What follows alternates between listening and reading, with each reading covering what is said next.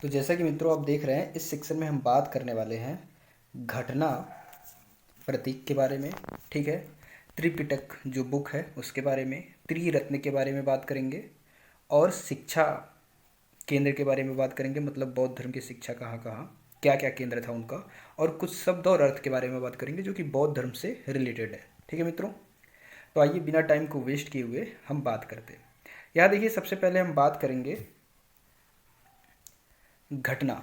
ठीक, तो ये जो जन्म की घटना है, बुद्ध के जन्म की घटना, उसका प्रतीक चिन्ह क्या माना जाता है? तो मित्रों उसका प्रतीक चिन्ह माना जाता है कमल एवं सांड। ठीक है, अब देखिए होता क्या है, कोई बच्चा जन्म लेता है, भाई राजा के घर में पैदा हुए थे तो इसलिए कमल एवं सांड का प्रतीक माना जाता है। गृह त्याग इन्होंने घोड़े से किया था, महाभिनिष्क्रमण जिसको कहते हैं। तो भाई ये गृह त्याग का प्रतीक हो गया घोड़ा। ज्ञान, ज्ञान की अगर प्रतीक की बात करते हैं तो पीपल वृक्ष के नीचे या बोधि वृक्ष के नीचे उनको ज्ञान की प्राप्ति हुई थी, इसलिए प्रतीक हो जाएगा ज्ञान का पीपल वृक्ष। निर्वाण, निर्वाण का मतलब होता है मृत्यु, जीवन और मृत्यु के चक्र से मुक्त हो जाना। ठीक, तो जीवन और मृत्यु के चक्र से मुक्त हो जाना मतलब उनके पीछे पीछे चल करके, महात्मा बुद्ध के पीछे पीछे चल करके आप निर्वाण की प्राप्ति कर सकते हो, यानी पद चिन्ह ना। और मृत्यु, जब मृत्यु होती है या बुद्ध की मृत्यु हुई थी तो उनकी अस्थियों को स्तूप में रखा गया था, ये चीज़ समझिएगा। तो आई होप इतनी चीज़ें समझ में आपको आई होंगी। मैंने जन्म के लिए क्या बताया, जन्म के लिए कमल है वो साड़ प्रतीक है, गृह त्याग घोड़ा, ज्ञान पीपल या बोधि वृक्ष, निर्वाण पद चिन्ह उनका मतलब उनके पीछे पीछे चल के आप निर्वाण की प्राप्ति कर लेते हो, जीवन और मृत्यु के चक्र से आप मुक्त हो जाते हो। ठीक है, जो सांसारिक मोह माया है उससे आप मुक्त हो जाते हो। ओके मित्रों, तो आई होप इतनी चीज़ें समझ में आई होगी। निर्वाण का अर्थ भी कभी कभी पूछ देता है, तो निर्वाण का अर्थ होता है दीपक का बुझ जाना। ठीक, मृत्यु हो गया, इसका स्तूप हो गया। अब देखिए त्रिरत्न के बारे में हम बात करते हैं ना। तो त्रिरत्न क्या है भाई? बुद्ध है, धम्म है और संघ है। बौद्ध धर्म के त्रिरत्न मतलब ये तीन रत्न हैं, वो कौन कौन से हैं? बुद्ध है, धम्म है और संघ है। बुद्ध ही सत्य है, ठीक, धर्म ही सत्य है, और संघ, संघ वो होता था मित्रों, मतलब ये ऐसा एक ग्रुप होता था जहाँ पर बौद्ध धर्म का प्रचार प्रसार किया जाता था। तो आई होप त्रिरत्न आपको समझ में आया होगा। आगे देखते हैं त्रिपिटक क्या है ना। तो त्रिपिटक ये तीन पुस्तकों की रचना को कहते हैं हम।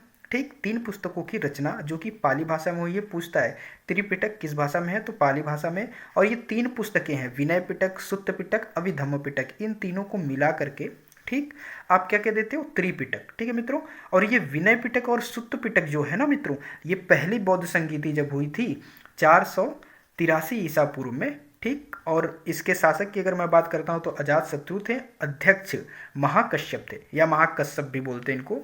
और स्थान कहाँ था इनका? स्थान राजगृह। ठीक है, तो आप याद रखिएगा ये जो दो पुस्तक है ये प्रथम बौद्ध संगीति में इनकी रचना हुई थी। विनय पिटक में क्या है मित्रों? विनय पिटक में संघ संबंधी नियम है। ठीक, और संघ संबंधी नियम का मतलब प्रचार, ठीक, प्रचार प्रसार। और अगर सुत्त पिटक की हम बात करते हैं तो सुत्त पिटक क्या है?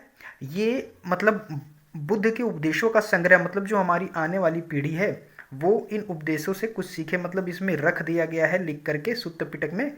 सुत्त पिटक में रख दिया गया है कि जो आने वाली पीढ़ी है वो बौद्ध धर्म के बारे में कुछ कुछ जाने।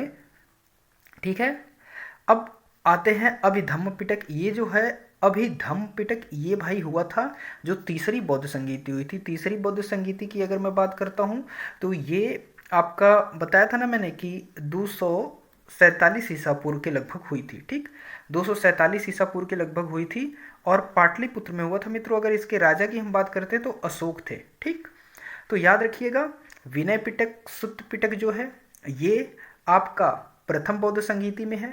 ठीक, जो कि हमारा 483 में हुआ था। और ये क्या है? अभिधम्म पिटक, ये तीसरी बौद्ध संगीति में है। ठीक है मित्रों, तो आई होप इतनी चीज़ें समझ में आ रही होंगी। अब ये बुद्ध के उपदेशों का संग्रह, मतलब आने वाली पीढ़ी समझे, संघ संबंधी नियम है। ठीक, मतलब प्रचार प्रसार के नियम है। और ये अभिधम्म पिटक में दार्शनिक सिद्धांत है। दार्शनिक सिद्धांत का मतलब क्या? मतलब बुद्ध के विचार हैं, बुद्ध के विचार हैं, गौतम बुद्ध के विचार हैं, और ये विचार कहानी के माध्यम से बताए गए हैं। तो अभिधम्म पिटक में कहानी है बुद्ध के विचारों की, सुत्त पिटक उपदेश है जो आने वाली पीढ़ी के लिए फायदा होगा, और ये जो है विनय पिटक ये प्रचार प्रसार है। आगे हम बात करते हैं, देखिए शिक्षा के केंद्र की अगर हम बात करते हैं बौद्ध धर्म में ना, तो नालंदा विश्वविद्यालय बिहार वाला कुमारगुप्त ने बनाया है। ये वल्लभी ये गुजरात में है, ठीक, सौराष्ट्र गुजरात।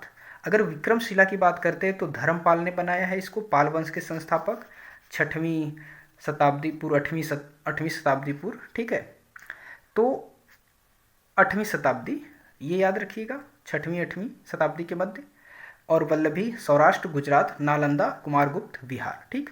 आई होप इतनी चीज़ें समझ में आई होंगी। अब देखिए हम कुछ अर्थ की बात करते हैं, शब्द की बात करते हैं।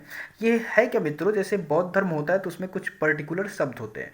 तो चैत्य किसको कहते हैं भाई, चैत्य किसको कहते हैं? चैत्य में आप बोल दीजिए पूजा घर है, चैत्य ना, चैत्य पूजा घर है, या महापुरुषों के धातुओं से सुरक्षित रखने वाली समाधि ना, या तो पूजा घर या महापुरुषों के धातुओं से सुरक्षित रखने वाली समाधि, धातु अवशेष याद रखिएगा, धातु अवशेष चैत्य।